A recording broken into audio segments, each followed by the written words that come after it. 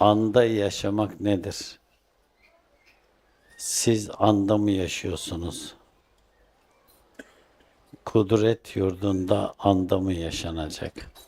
Sufi anı yaşar. Bu sufilikte bir edeptir, adaptır, terbiyedir.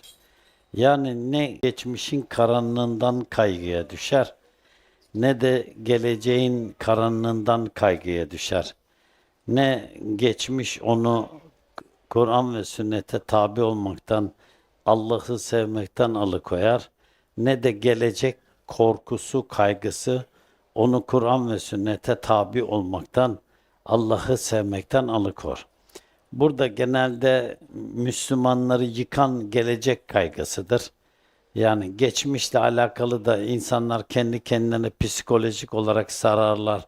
Ben bugün bu günahı işledim, benim bu günahım affolmaz. Veyahut da ben dün şöyle hayat yaşıyordum, benim günahım affolmaz veya ben buradan toparlanmam gibisinden bu geçmiş kaygısıdır. Bu geçmiş kaygısı dervişi tabiri caizse Müslümanı içinde kurt gibi yer bitirir. O yüzden sufi geçmişine tövbe eder, bir daha o işlere bulaşmaz. Tövbenin hakikati odur.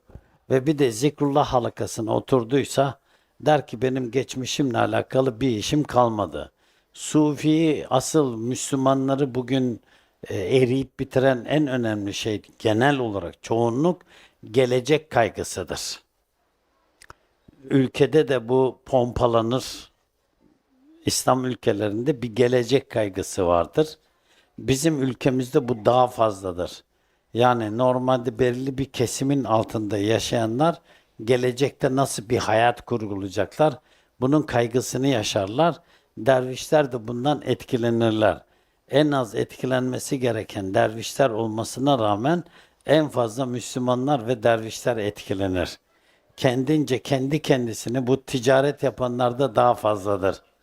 Normalde memurda, amirde çok yoktur. Memur çünkü memurdur. Aylık maaşını bilir. Ay sonu geldiğinde maaşımı alacağım der. Ama esnaflarda gelecek kaygısı daha fazladır. Çünkü esnaf kendince düşünür. İş yapamazsam, iş olmazsa, yanlış yere bir mal verirsem, orada para kaptırırsam, çek kaptırırsam, şu şöyle olursa, bu böyle olursa, dükkan kirasını ödeyemezsem, evin kirasını ödeyemezsem bu gelecek kaygısı şeylerde, esnafta daha fazla olur. O yüzden derviş anı yaşar. Bu gelecek kaygısı eşler arasında olur. Bu adam beni yarın öbür gün boşar. Bu kadın beni yarın öbür gün boşar. Bu çocuklar beni gelecekte bakmazlar. Yüzüme de bakmazlar. Şöyle de olmaz, böyle de olmaz. Gelecek kaygısı insanı perperişan eder. Şeytanın vesvesesidir. O yüzden derviş anı yaşar. Yani kendince şöyle kurgular ya insanlar, kendince kurgular. Örnekleyeceğim şimdi. Yarın öbür gün Adnan şunu şöyle yapabilir. Ben şimdiden önlemimi alayım. Gelecek kaygısı bu. Şimdi bizim önceki zakirlerin bir kısmında bunu gördüm ben. Normalde birisine yetki vermiyor, ona sorumluluk vermiyor. Kendince diyor ki bu gelecekte zakirlik yapar şimdi bana. Veyahut da bu bir zakir olursa veya zakirlik yapmaya kalkarsa diye gelecek kaygısı güderlerdi kendince.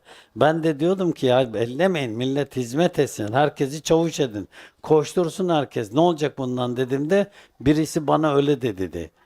Dedi Mustafa kardeş sen dedi Bursa'da herkese çavuşluk veriyorsun. Yarın öbür gün bunlar sana zakirlik yapar dedi. Yetişsinler de şeyhlik yapsınlar dedim ben de. Yani yetişsinler, şeyhlik yapsınlar. Biz de onlara müritlik yaparız. Bizim böyle bir derdimiz yok çünkü. Yani bu yetkiyi kullanmıyor. Bu tarikattaki veya sufi yolunda gelecek kaygısı.